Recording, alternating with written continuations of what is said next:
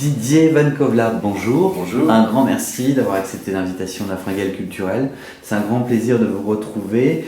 Vous publiez aujourd'hui un nouveau roman qui s'appelle Jules, disponible aux éditions Albin Michel. Alors là, moi, je trouve ça génial. On est dans la comédie légère. J'ai senti un peu le feel good.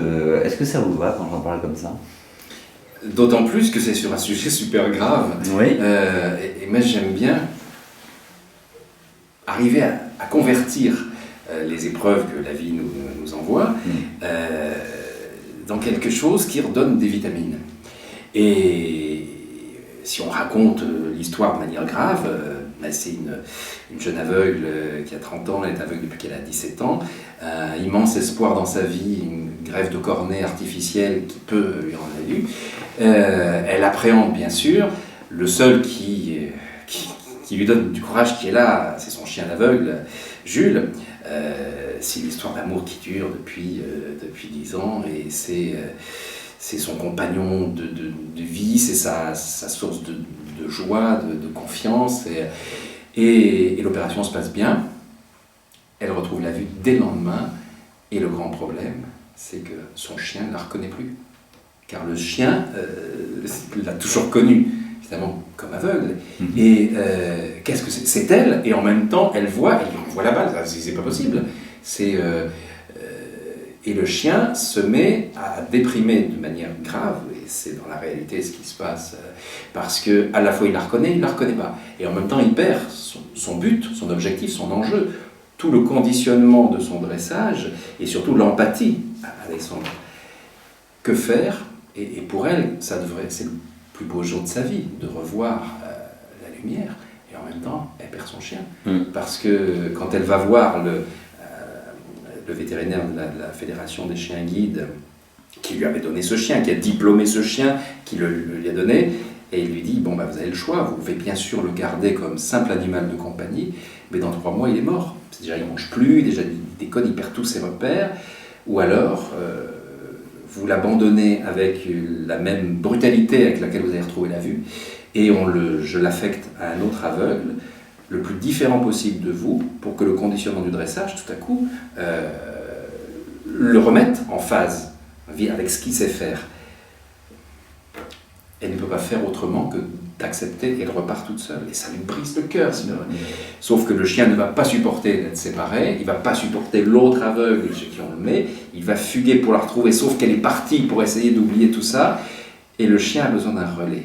Et le relais, c'est un gars qui, à Orly, quand elle allait pour prendre l'avion pour son opération, a croisé leur chemin. C'est le vendeur de macarons à Orly, vous savez, dans la petite guérite en forme de diligence de la durée, ridicule sous son calot vert pomme. Et ce gars, en fait, c'est un bac plus 12 qui n'a trouvé que ce boulot-là et qui a brièvement flashé sur ce couple, cette jolie fille sexy, ce chien d'aveugle. Mais il n'y a pas de place pour lui dans cette histoire, sauf que à l'embarquement, on a voulu séparer le chien, parce que l'avion était plein, le mettre dans la soute, dans une cage. Les aboiements l'ont alerté, il est allé, et il a empêché ça. Et donc pour le chien, c'est la seule fois que ce chien a été aidé, lui qui aide toujours. Donc c'est comme s'il avait un collègue. C'est comme si ce mec était un chien d'assistance pour lui. Et c'est vers lui que le chien va aller. Et le but étant de ressouder... De réunir les deux personnages. Voilà. Effectivement.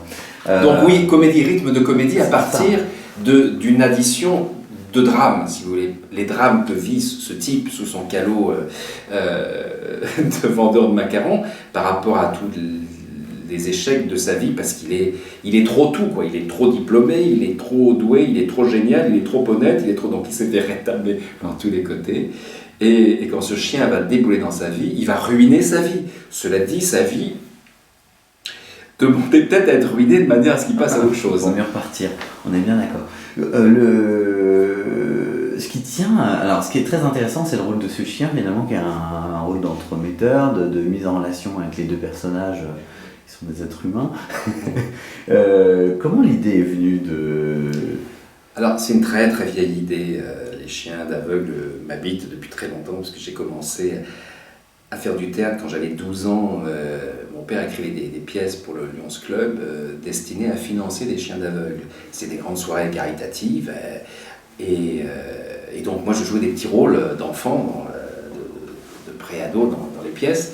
Et donc ça ramassait beaucoup d'argent et ça permettait de financer un ou deux chiens par an.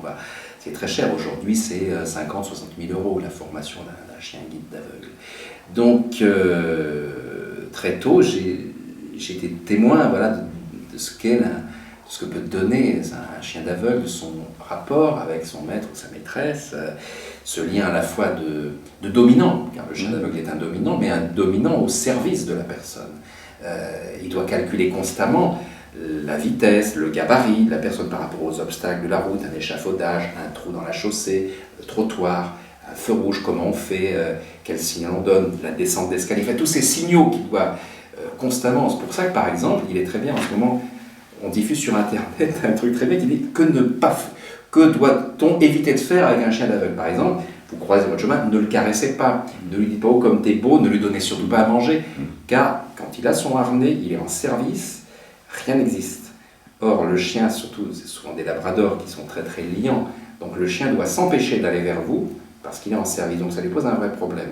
Donc on peut regarder un chien d'aveugle au travail, c'est magnifique, mais ne pas intervenir.